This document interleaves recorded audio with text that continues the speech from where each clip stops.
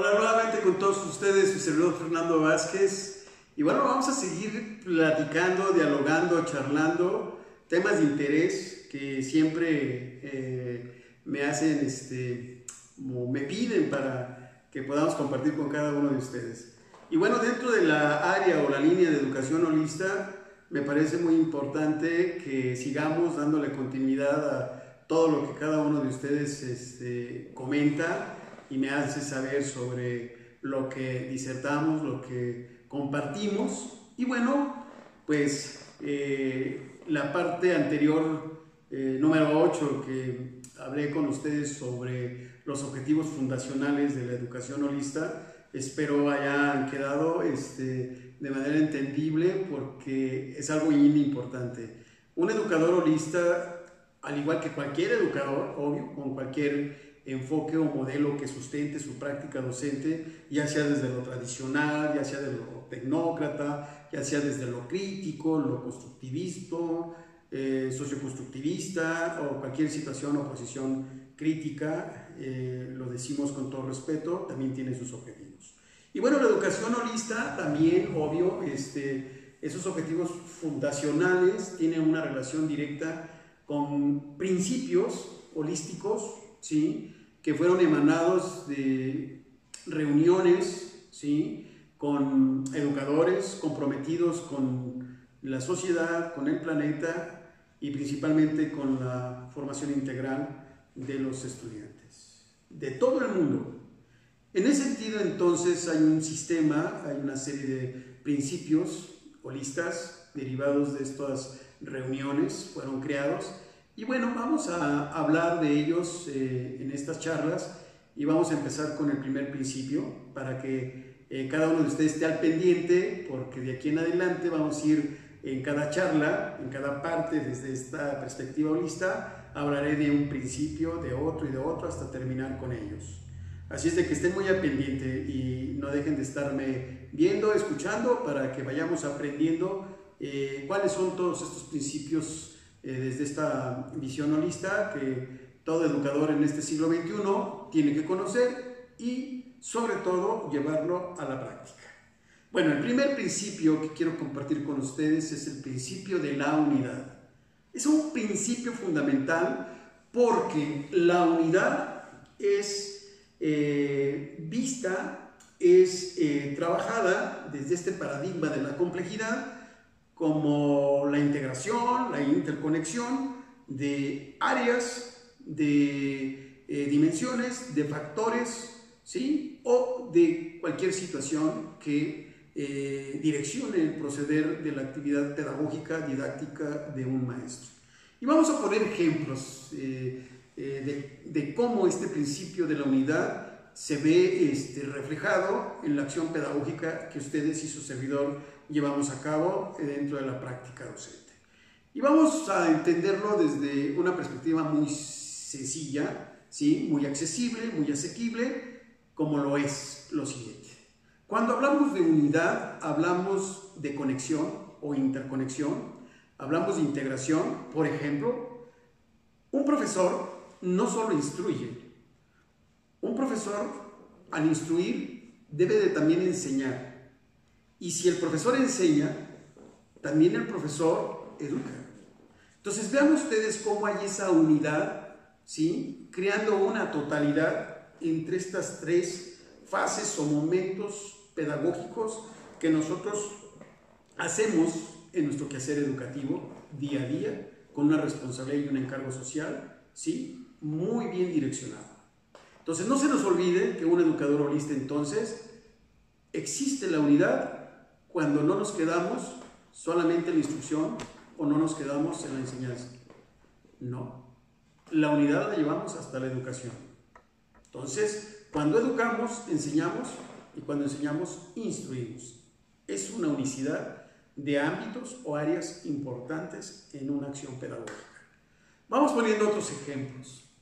Desde el punto de vista didáctico, si hablamos de unidad, ustedes saben que para poder llevar a cabo en el proceso de la enseñanza-aprendizaje el desarrollo académico, ¿sí?, para lograr hábitos, conocimientos, capacidades destrezas, habilidades, potencialidades o competencias, necesitamos de 5 componentes didácticos fundamentales. El primero es los aprendizajes esperados. Otros le llaman intencionalidad, propósitos, objetivos. Bueno, como quiera que sea, es el primer componente. Segundo componente, para lograr el primer componente necesitamos el qué, es decir, contenidos de aprendizaje, en el cual se derivan todo un sistema de temas, subtemas, lecciones que un profesor tiene que direccionar en el proceso de la enseñanza para que el alumno lo aprenda. Tercer componente didáctico, los métodos de enseñanza, de los cuales se derivan los métodos específicos según el área de conocimiento del programa que estemos desarrollando, y de allí se derivan las formas de enseñanza, las metódicas básicas, ya sea de carácter externo, de carácter interno, y finalmente las estrategias de aprendizaje. Cuarto componente, algo importante, que es la mediación para que sea accesible y se facilite el aprendizaje, como son los medios de enseñanza.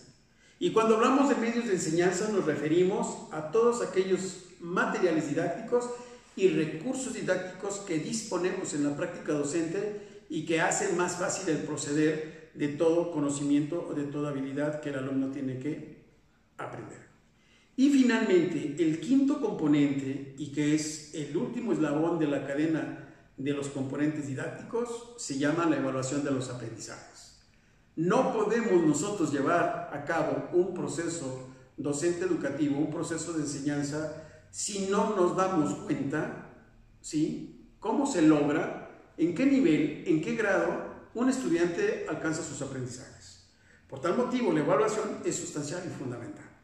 Si ustedes se fijan en esta unidad, estamos trabajando esa unicidad de los componentes didácticos, ¿sí?, interconectados, no aislados ni separados, que es algo importante en este principio de la unidad, porque está en contra de la fragmentación, ¿sí?, o de la parcialidad de los conocimientos. Y cuando hablamos de los conocimientos, también es importante reconocer en este principio de la unidad, desde este enfoque holista, ¿sí?, que actualmente reconocemos que existe la disciplina, que existe la interdisciplina y que existe la transdisciplina.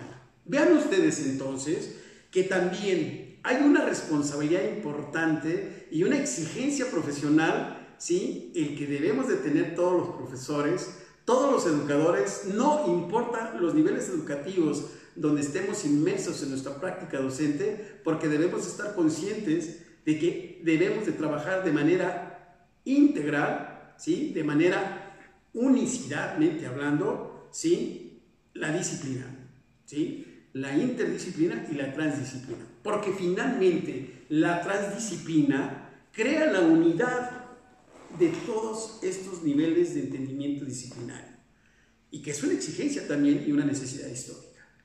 Y bueno, si ustedes se dan cuenta entonces, hablar de este principio de la unidad es luchar contra la fragmentación, contra las visiones parcelarias del conocimiento, ¿sí?, que están ad hoc a las visiones o paradigmas cartesianos, newtonianos, relativistas, y que no están siendo ad hoc a esta necesidad histórica. Entonces, este principio de la unidad, ¿sí?, tiene una estrecha relación con la totalidad.